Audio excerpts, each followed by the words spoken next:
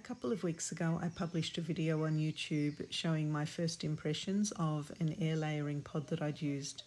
I was very pleased with the results of the air layering pod, but after a couple of days I was a bit concerned about the health of the plant, so I pulled the YouTube video down. I'm now reposting it with second impressions. This first picture shows the tools that I used for air layering. I had the black pods that I purchased.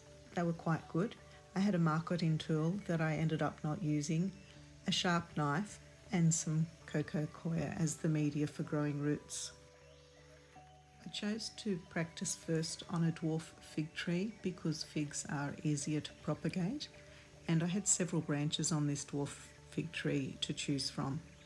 I found a branch of new growth from this year and cut all the way around down to the cambium layer. I then applied rooting hormone to the entire of that freshly cut area.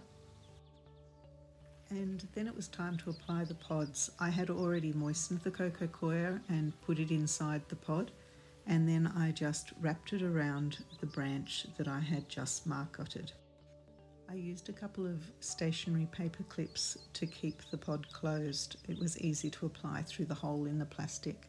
And here's what the fig tree looks like after the pods were applied.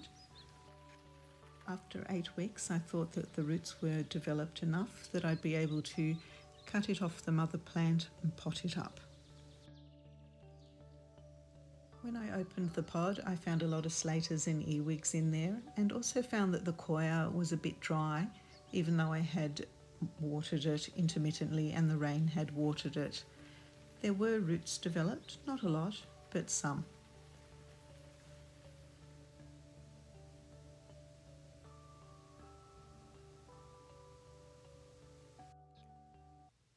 I cut the branch off at an outward facing bud, and then when it was away from the tree, I cut again just below the roots.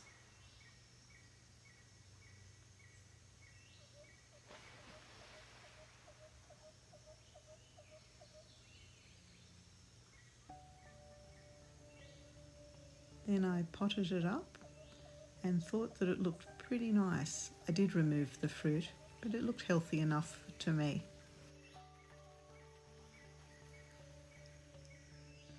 After a couple of days, the leaves started to sag, and it didn't get better in a hurry, so I removed the video from YouTube and decided to make a second video to show the whole picture, not just the rosy part of the picture.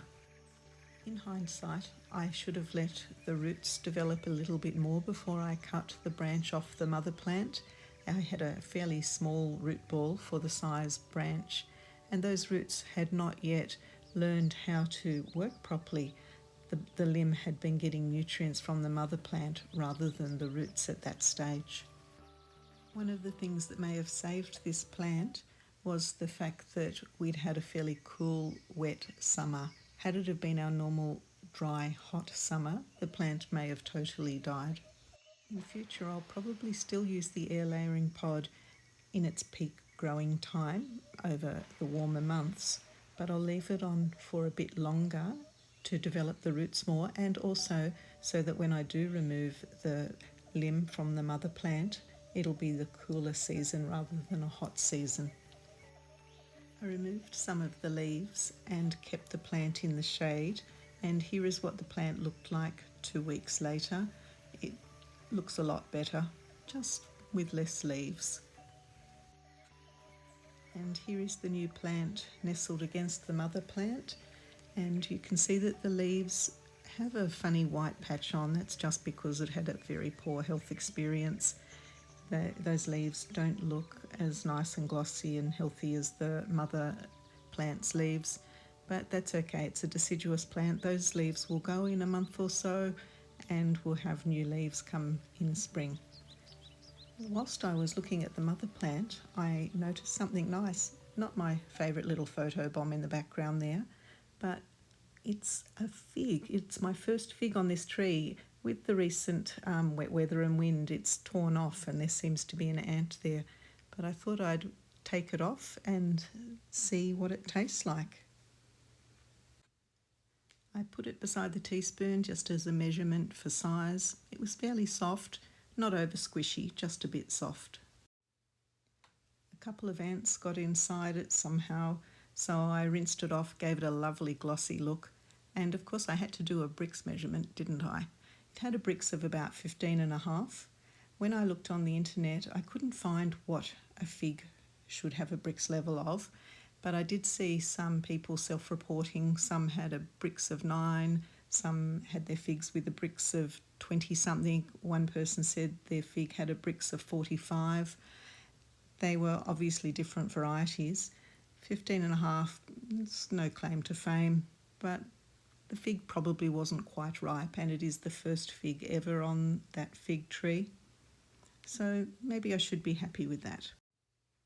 As for taste, it was pleasant, nice, not over sweet, worth growing, but it may not be the nicest fig I've ever tried.